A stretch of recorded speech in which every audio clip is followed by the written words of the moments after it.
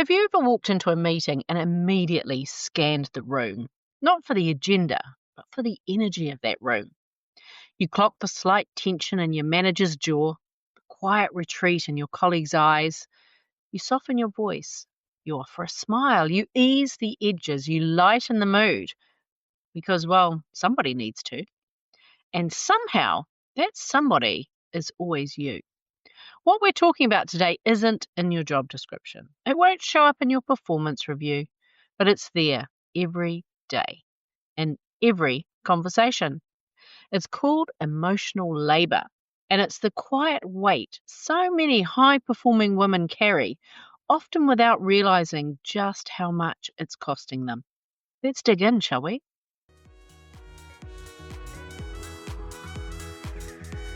You're the one they turn to, the calm one, the capable one, the one with the answers. And yet, beneath it all, you know there's more available for you. More energy, more clarity, more unshakable presence. Welcome to Project Joyful, the podcast for health-centered leaders. I'm Tracy Tutty. Here, we speak to the part of you that knows leadership isn't about doing more. It's about becoming more fully who you are. So let's begin, shall we? Now, let me start by being really clear with you. What I'm talking about today with you isn't a flaw. The fact that you notice the subtle shifts in the room, that you sense the tension before it becomes conflict, and meet unspoken needs without being asked, well, that's not just emotional intelligence, it's one of your greatest leadership assets. You create psychological safety in spaces where others feel unsure. You soften the edges without losing clarity. You hold space without needing the spotlight, and that's powerful. And it's likely a big part of why you've gotten where you are today. This attunement, this capacity to feel the field, it's a gift. But like all gifts, it comes with an edge. Because when that level of empathy becomes your default setting, when it becomes unconscious, unquestioned, and unbound, it starts to turn on you. And that's when we enter the territory of emotional labor. And this brings us to what it actually looks like in real life, because it's subtle. So let's break it down. Because emotional labor isn't just a concept. It shows up in your day, in your decisions, and in your body. Do you ever find yourself taking on the emotional temperature of the room? You don't just lead the meeting, you manage that unspoken tension. You sense who's off, who needs space, who might need shielding. You instinctively adjust, keeping the peace, even if it costs you clarity. But here's the upside.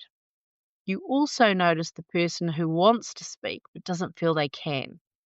You see it in their breath, in their eyes, the way that they lean forward and then pull back. And you know exactly what to say to help them find their voice. You make space for voices that otherwise wouldn't be heard, and that matters. Or maybe you're the go-to for emotional support, even when your own cup is empty. You're the one people confide in, the fixer, the de-escalator. And yet, when you're the one who needs a minute, you swallow it. There's just no room. That's just not who you are. So what's really going on here? Well, it's not just because your calendar's full or your team's under pressure. It's because deep down, your system's been trained to believe that your needs are negotiable and theirs aren't. And that's the quiet equation running in the background. If they're supported, I'm safe. If they're okay, I'm allowed to exhale. It's not conscious, but it's powerful. It's the imprint of a nervous system that's been calibrated to others for so long, it doesn't even register your own signals until they're screaming at you. And for many women, this pattern begins with mothering. Because the moment you become a mother, or biologically or energetically, you're trained to attune, to anticipate, to give, to make sure everyone is fed, comforted, cared for. That instinct, it doesn't switch off when you get in the car to go to work. It comes with you into every room, every Zoom call, every Teams meeting, every leadership moment. You're still tracking who needs what, How can I help? What needs holding? It's a beautiful skill, but without boundaries, it becomes an invisible drain. And it leaves you with no space to ask, what do I need? Sometimes that instinct leads you to overfunction. You step in too soon, to fix, to finish, to do the work that actually wasn't yours. You say, I'll take care of it because it's faster, it's cleaner, it's safer. But underneath, there's that unconscious belief. They're struggling, so I'll spare them the pain. I'll smooth it over. I'll protect them. And in doing so, you unintentionally rob them of the learning, the stretch, the discomfort that forges confidence, creativity, and true ownership. It's not that you don't want them to grow, it's that you're wired to keep everyone safe, including them. And safety to your nervous system often means avoiding friction. And people mistake this with people pleasing, but actually it's quite different. And here's the thing about managing teams, right? Leadership isn't always smooth. Sometimes the most powerful thing you can do is to not step in. Now, I know that's hard. There'll be some of you listening to me right now going, what? Because here's the thing, when you carry everything, no one else learns to carry anything. And over time, that dynamic doesn't just stifle your team, it diminishes your leadership.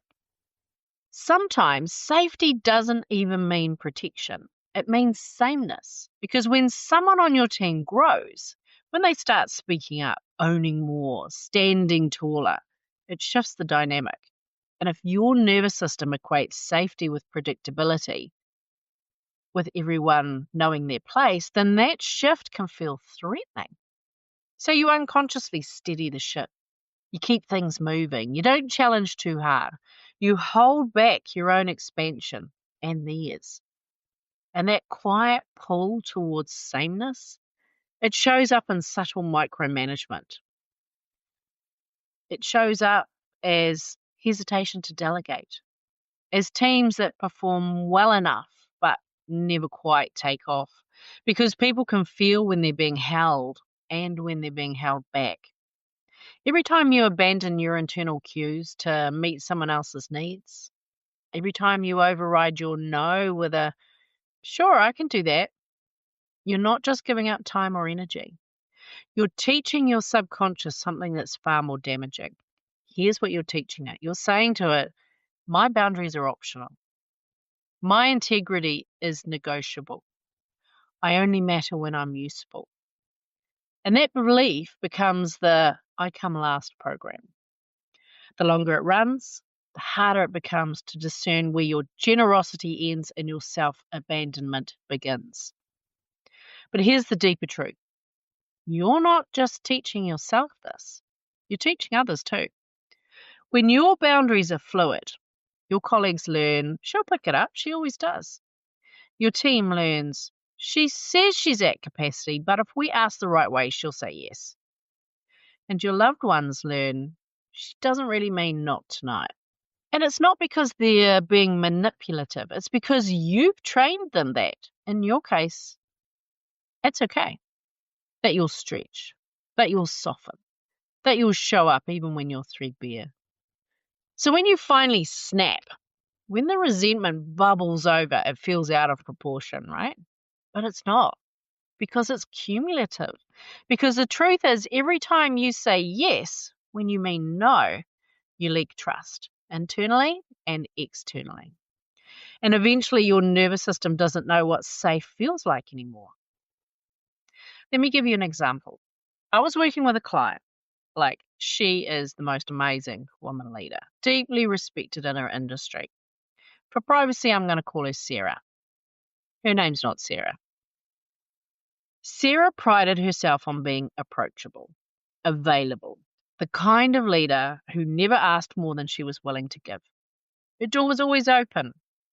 She'd skip lunch to help someone prep for a presentation. She'd stay late to smooth over the team dynamic when things got tense. When we first started working together, she told me, I don't mind. It's just part of being a good leader. But what she couldn't understand was why she felt increasingly invisible. She felt overlooked. Her team loved her, but they didn't listen to her. They expected her help, but they didn't respect her time. And at home it was the same. She was the one who kept it all running, but no one seemed to notice when she was running on empty. What we uncovered together was this. Sarah's overfunctioning wasn't just about being a helpful leader. Yes, it was people-pleasing in disguise. She was saying yes because she wanted to be liked. She didn't want to disappoint. She equated being needed with being respected. But in trying to avoid the tension, she created something worse. She accidentally created disconnection. Her team didn't trust her boundaries because, well, they weren't real. Her colleagues didn't value her time because she didn't model to them how to. And she didn't feel seen because she was performing harmony. She wasn't inhabiting her truth. And that's the hidden cost of people pleasing in leadership, right? It looks generous on the surface, but it breeds resentment, confusion, and inconsistency underneath. Now, when we went through this together, the truth hit hard. She hadn't just lost control of her time. She'd lost credibility with others and with herself. But the moment we began to shift the internal story, that being available meant being valuable, her outer world began to realign. You see, it wasn't about becoming rigid. It was about becoming trustworthy. To herself first, and then to everyone else. So here's where most leadership advice falls short. It tells you to set better boundaries, to say no more often, to speak up, to take space, to be assertive. Maybe you've tried that, but it doesn't stick.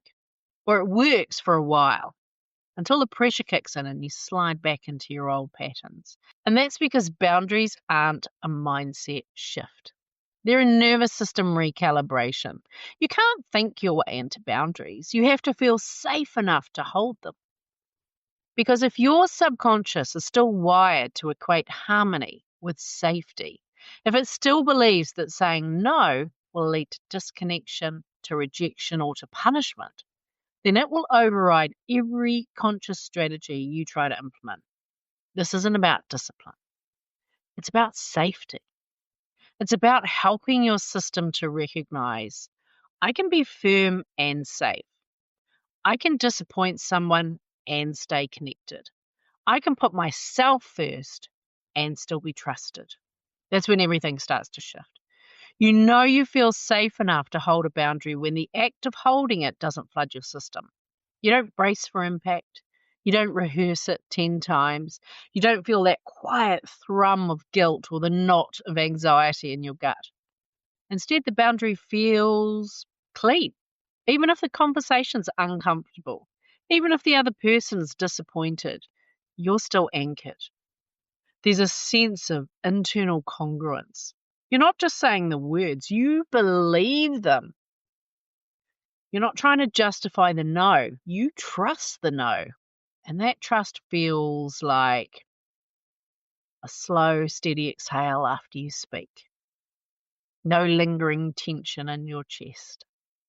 No urge to fix, to over-explain or smooth things over. A calm clarity that says, I meant that and I'm okay. That's the shift. It's not about being louder or more forceful. It's about being more internally settled. Because when your nervous system knows you're safe, you don't have to push to protect yourself. You can just hold the line with grace and firmness. And over-explaining doesn't always sound obvious. It's not necessarily a nervous ramble or a long-winded monologue.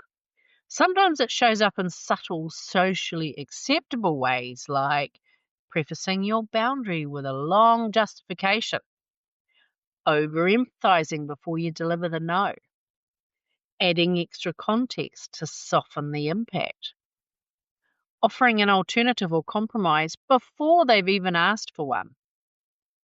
It's your nervous system saying, I'll hold the line, but please still like me.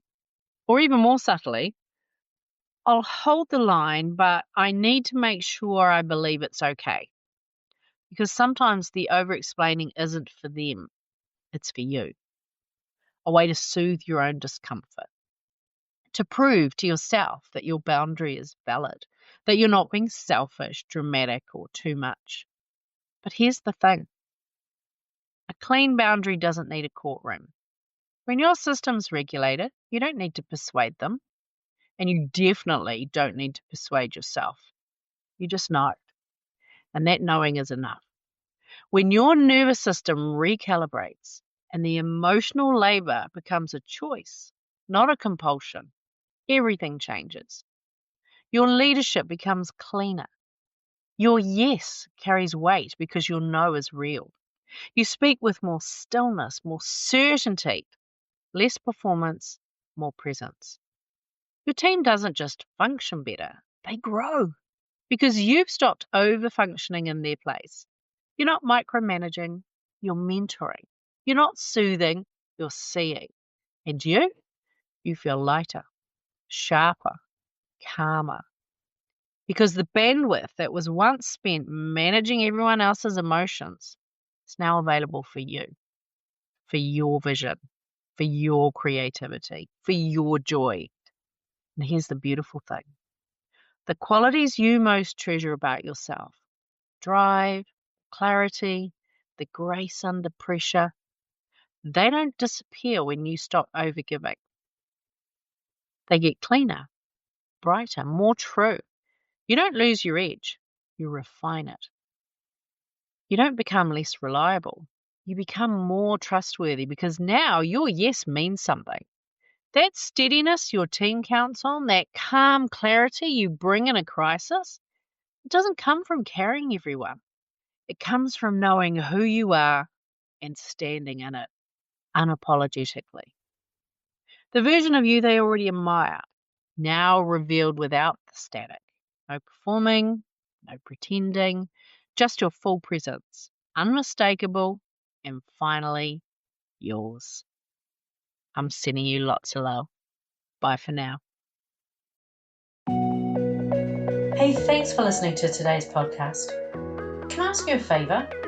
If our conversation spoke to you today, could you please take a moment to leave a 5-star review? Your review will help people discover this podcast, and together we can create a world where there's even more love and more laughter. And if you want to hear more from the Project Joyful podcast, just click the subscribe button. Bye for now.